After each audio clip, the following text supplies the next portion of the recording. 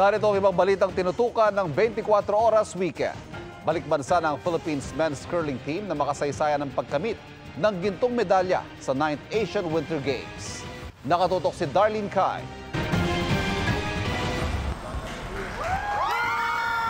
Umukit ng kasaysayan ng Philippine men's curling team nang makuha ang kauna-unahang Winter Games medal ng Pilipinas sa 9th Asian Winter Games sa Harbin, China.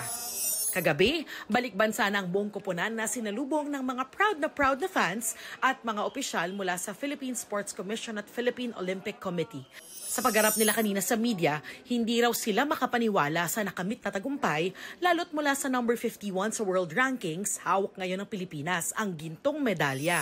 This is an absolute historic win. We went into that tournament with high ambitions. We didn't expect to get so far, but we could manage to pull out the gold, and that's unbelievable. The impact with the crowd and the friendly people over there, that was such amazing. It's just amazing. Again, we won the game after the last stone and Hindi pa kasi ganun kasikat sa Pilipinas ang winter sport na curling na tinatawag ding chess on ice. Kombinasyon nito ng physical skills at strategy kung saan ang goal ng magkalabang team ay mapadulas ng stones papunta sa target. Walang curling facility dito sa Pilipinas kaya sa Switzerland pa sila nagte-training.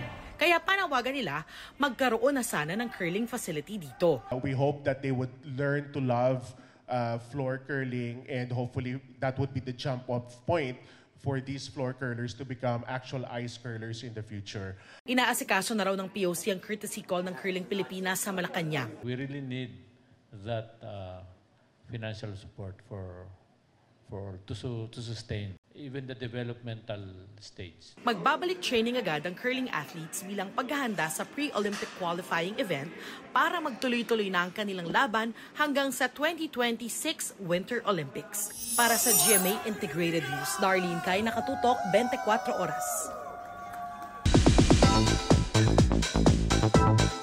Expect an intense battle of beauty and brains sa 2025 Miss Universe Philippines dahil yan sa wit and elegance na hatid ng 69 candidates na maglalaban-laban para sa corona. Kilalanin natin sila sa aking chika.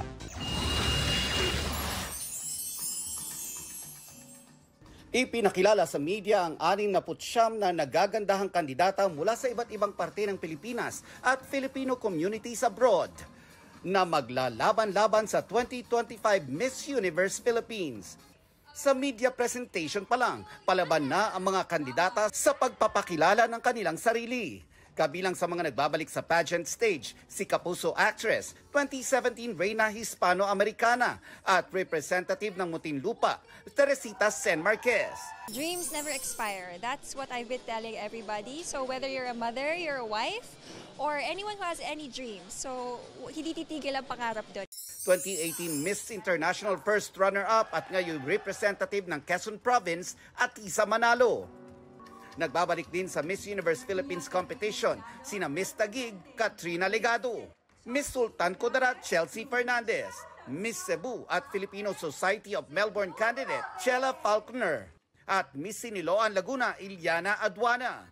Dumalo sa media presentation si Miss Universe Philippines 2024 Chelsea Manalo. Ipinakilala din bilang bagong National Director ng Miss Universe Philippines si Miss Universe 2013 third runner-up, Ariela Arida. It's a big responsibility on my part. The 5th Miss Universe crown. That hopefully in this batch we'll finally get it.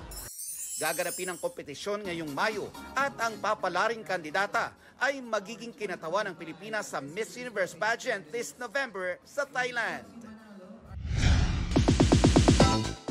Mabilis na chikahan tayo para updated sa showbiz happenings. Jen then goes to Cebu. Mainit na sinalubong ng mga kapusong Cebuano sina Jenny Lynn Mercado, Dennis Trillo at Sam Milby para sa kanilang pelikulang Everything About My Wife.